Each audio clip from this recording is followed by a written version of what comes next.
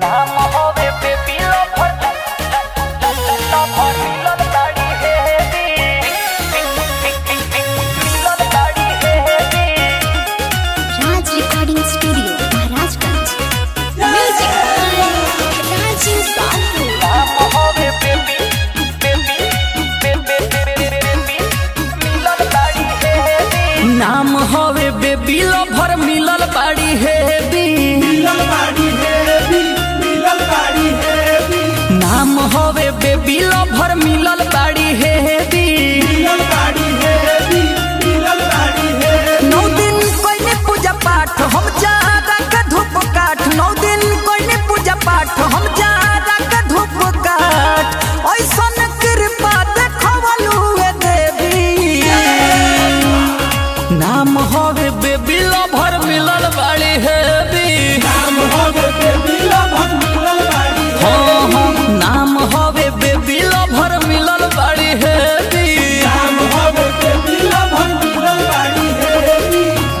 होवे बेबी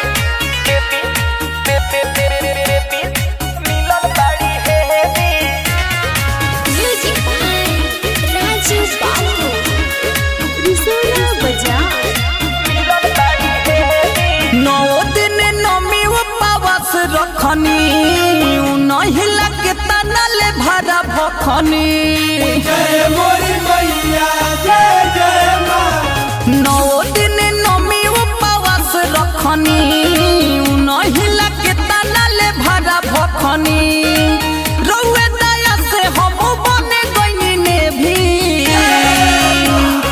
नाम होवे बेबी लवर मिलल बाड़ी है नाम होवे बेबी लवर मिलल बाड़ी है नाम होवे बेबी लवर मिलल बाड़ी है नाम होवे बेबी लवर मिलल बाड़ी है नाम होवे बेबी लवर मिलन गाड़ी है मिलन गाड़ी है मिलन गाड़ी है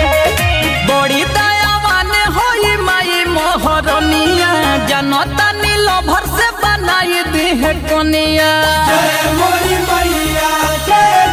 हाँ, बड़ी दया